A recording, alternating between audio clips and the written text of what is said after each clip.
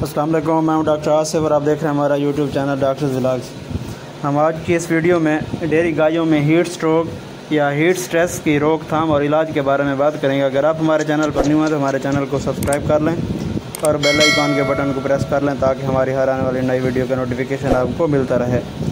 ये तो viewers, heat stroke क्या है?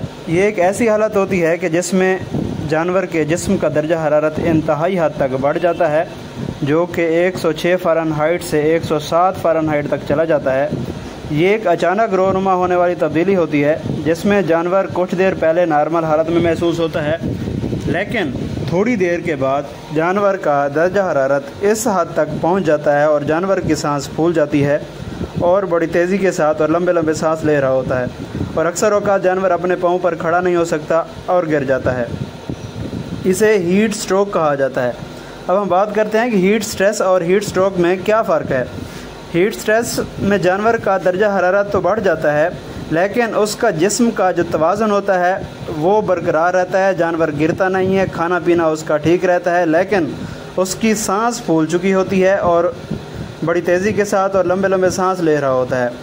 जबकि हीट स्ट्रोक में ऐसा नहीं होता। हीट स्ट्रोक में जानवर के जिस्म का तवाज़ुन बिगड़ जाता है, उसका अपने जिस्म पे कंट्रोल बिल्कुल ख़त्म हो चुका होता है और ये ऐसी कंडीशन होती है कि जिसमें अक्सर जानवर जो हैं वो मर जाते हैं। ये बहुत ही ख़तरनाक कंडीशन होती है, इसे हीट स्ट्रोक कहा जाता है। अब हम बात करते हैं इसकी वजूहात की। हीट स्ट्रोक की वजूहात कई वजूहात हो सकती हैं। हीट स्ट्रेस और हीट स्ट्रोक की वजूहात में जो पहला जो अमल आता है इसमें जिस्मानी अवामिल होते हैं, जैसा कि दर्जा हरारत, गर्मी की शिद्दत में इजाफ़ा, सूरज की रोशनी और नमी वगैरह। चूँकि इंसान का मौसम के ऊपर कोई कंट्रोल नहीं होता, तो ये जो मौसम है इसकी शिद्दत और इसमें नमी की ज़्यादती की वजह से जानवर को हीट स्ट्रेस और हीट स्ट्रोक का सामना करना पड़ सकता है, जिससे जानवर के जिस्म को नुकसान पहुंचता है, जिसके नतीजे में मरकज़ी असाबी निज़ाम, जिसे सेंट्रल नर्वस सिस्टम कहा जाता है, उसका पूरे जिस्म के ऊपर कंट्रोल जो है वो ख़त्म हो जाता है या बिल्कुल उस पर कंट्रोल नहीं रख सकता। जिस्म इस सेंट्रल नर्वस सिस्टम का एक हिस्सा, जिसे हम हाइपोथैलेमस कहते हैं, इसका काम जानवर के जिस्म का दर्जा हरारत को कंट्रोल करना होता है। अगर जिस्म का दर्जा हरारत कंट्रोल से बाहर हो जाए तो ये असाबी निज़ाम जो है वो तवाज़ुन पैदा नहीं कर सकता, जिससे जानवर जो है हीट स्ट्रोक की वजह से गिर जाते हैं और लड़खड़ा जाते हैं और अक्सर जानवर जो हैं वो मर जाते हैं। तो ये हाइपोथैलेमस में ख़राबी की वजह से होता है कि जब जानवर ज़्यादा देर गर्मी में रहे या गर्मी की शिद्दत बढ़ जाए तो हाइपोथैलेमस का कंट्रोल ख़त्म हो जाता है और जानवर जो हीट स्ट्रेस में या हीट स्ट्रोक में चला जाता है। हीट स्ट्रोक की दूसरी वजह कम जगह पर ज़्यादा जानवर रखना, यानी कि कंजस्टेड जगह पे, थोड़े जगह पे ज़्यादा जानवरों को रखना हीट स्ट्रोक का बहस बन सकता है। तीसरे नंबर पे आता है मिल्क फीवर या असाबी कमज़ोरी, कि जब कोई जानवर किसी मिल्क फीवर या असाबी कमज़ोरी से गुजर रहा हो तो उस पर जो है हीट स्ट्रेस या हीट स्ट्रोक का चांसेस जो हैं वो बढ़ जाते हैं। नंबर 4 पे आता है जानवर का ज़्यादा देर तक धूप में चलना, चरने के लिए या ऐसे चहलकदमी करना, और जबकि गर्मी की शिद्दत बहुत ज़्यादा हो तो ऐसे जानवरों को भी जो है वो हीट स्ट्रेस या हीट स्ट्रोक के चांसेस जो हैं वो ज़्यादा होते हैं। हीट स्ट्रेस या हीट स्ट्रोक की अलामात।